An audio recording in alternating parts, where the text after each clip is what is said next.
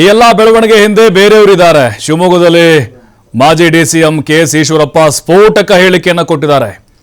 ಇದರ ಹಿಂದೆ ಯಾರಿದ್ದಾರೆ ಅನ್ನೋದು ಮುಂದೆ ಹೇಳ್ತೀನಿ. ಯಾರಿರ್ಬೋದು ಹಾಗಾದ್ರೆ ಈಶ್ವರಪ್ಪನವ್ರ ಪ್ರಕಾರ?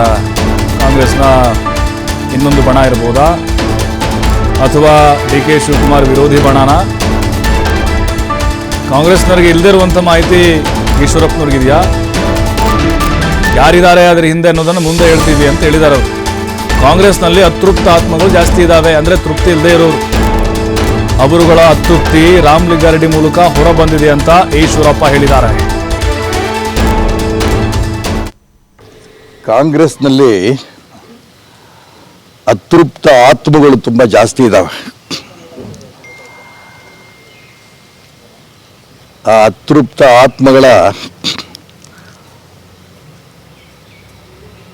ಏನು ಮನಸ್ಸಿನಲ್ಲೇ ಅತೃಪ್ತಿ ಇದೆಯಲ್ಲ, ಅದು ಸ್ಫೋಟ ಆಗಿ ರಾಮಲಿಂಗಾರೆಡ್ಡಿ ಅವ್ರ ಮುಖಾಂತರ ಮೊದಲನೇ ಆತ್ಮ ಹೊರಗಡೆ ಬಂದಿದೆ. ಅನೇಕರಿಗೆ ಕೆಲವರು ಬೇರೆ ಅಧಿಕಾರದಲ್ಲಿ ಕೂತ್ಕೊಳ್ಳೋದು ನೋಡೋಕ್ಕೆ ಸಮಾಧಾನ ಇಲ್ಲ. ಕೆಲವರಿಗೆ ತಾವು ಅಧಿಕಾರವನ್ನು ಬಿಡೋದಕ್ಕೆ ತಯಾರಿಲ್ಲ.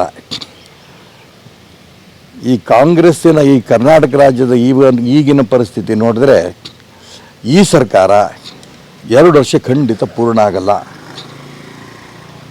ನಾನು ತುಂಬ ಸ್ಪಷ್ಟವಾಗಿ ಹೇಳ್ತೇನೆ, ಬಹಳ ಬೇಗ ರಾಜ್ಯದಲ್ಲಿ ಚುನಾವಣೆ ಬರುತ್ತೆ. ಎಲ್ಲ ಹಿಂದುತ್ವವಾದಿಗಳು ಒಂದಾಗಬೇಕು, ರಾಜ್ಯದಲ್ಲಿ ಹಿಂದುತ್ವವಾದದ ಸರ್ಕಾರ ಬರಬೇಕು.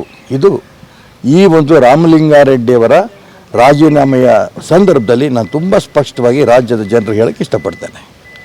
ನಾನು ಇಷ್ಟೇ ಹೇಳಿದೆ, ಕೆಲವರಿಗೆ ಅಧಿಕಾರವನ್ನು ಬೇರೆಯವ್ರು ಕೂತ್ಕೊಂಡಿದ್ದು ನೋಡೋದಕ್ಕೆ ಸಮಾಧಾನ ಇಲ್ಲ. ಕೆಲವರಿಗೆ ತಾವೇ ಅಧಿಕಾರದಲ್ಲಿ ಇರಬೇಕು ಅನ್ನೋಂಥ ಅಪೇಕ್ಷೆ ಇದೆ. ಪೂರ್ಣ ವಿವರ ಯಾರು ಏನು ಕತೆ ಅನ್ನೋದು ಆದಷ್ಟು ಬೇಗ ತಾನೇ ಬಹಿರಂಗ ಆಗುತ್ತೆ.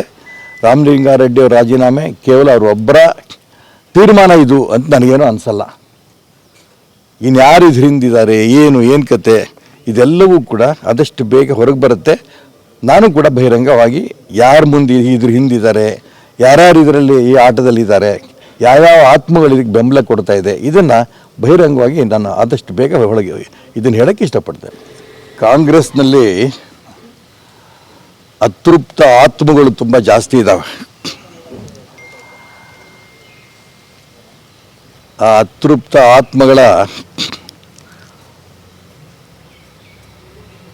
ಏನು ಮನಸ್ಸಿನಲ್ಲೇ ಅತೃಪ್ತಿ ಇದೆಯಲ್ಲ, ಅದು ಸ್ಫೋಟ ಆಗಿ ರಾಮಲಿಂಗಾರೆಡ್ಡಿ ಅವ್ರ ಮುಖಾಂತರ ಮೊದಲನೇ ಆತ್ಮ ಹೊರಗಡೆ ಬಂದಿದೆ. ಅನೇಕರಿಗೆ ಕೆಲವರು ಬೇರೆ ಅಧಿಕಾರದಲ್ಲಿ ಕೂತ್ಕೊಳ್ಳೋದು ನೋಡೋಕ್ಕೆ ಸಮಾಧಾನ ಇಲ್ಲ. ಕೆಲವರಿಗೆ ತಾವು ಅಧಿಕಾರವನ್ನು ಬಿಡೋದಕ್ಕೆ ತಯಾರಿಲ್ಲ. ಈ ಕಾಂಗ್ರೆಸ್ಸಿನ ಈ ಕರ್ನಾಟಕ ರಾಜ್ಯದ ಈಗಿನ ಪರಿಸ್ಥಿತಿ ನೋಡಿದ್ರೆ ಈ ಸರ್ಕಾರ 2 ವರ್ಷ ಖಂಡಿತ ಪೂರ್ಣ ಆಗಲ್ಲ. ನಾನು ತುಂಬ ಸ್ಪಷ್ಟವಾಗಿ ಹೇಳ್ತೇನೆ, ಬಹಳ ಬೇಗ ರಾಜ್ಯದಲ್ಲಿ ಚುನಾವಣೆ ಬರುತ್ತೆ. ಎಲ್ಲ ಹಿಂದುತ್ವವಾದಿಗಳು ಒಂದಾಗಬೇಕು, ರಾಜ್ಯದಲ್ಲಿ ಹಿಂದುತ್ವವಾದದ ಸರ್ಕಾರ ಬರಬೇಕು. ಇದು ಈ ಒಂದು ರಾಮಲಿಂಗಾರೆಡ್ಡಿಯವರ ರಾಜೀನಾಮೆಯ ಸಂದರ್ಭದಲ್ಲಿ ನಾನು ತುಂಬ ಸ್ಪಷ್ಟವಾಗಿ ರಾಜ್ಯದ ಜನರಿಗೆ ಹೇಳೋಕ್ಕೆ ಇಷ್ಟಪಡ್ತೇನೆ.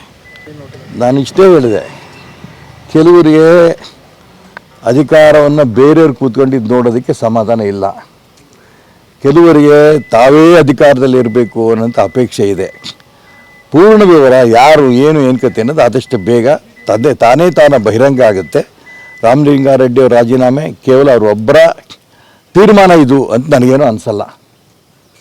ಇನ್ಯಾರು ಇದ್ರ ಹಿಂದಿದ್ದಾರೆ, ಏನು ಕತೆ, ಇದೆಲ್ಲವೂ ಕೂಡ ಆದಷ್ಟು ಬೇಗ ಹೊರಗೆ ಬರುತ್ತೆ. ನಾನು ಕೂಡ ಬಹಿರಂಗವಾಗಿ ಯಾರು ಮುಂದೆ ಇದ್ರ ಹಿಂದೆ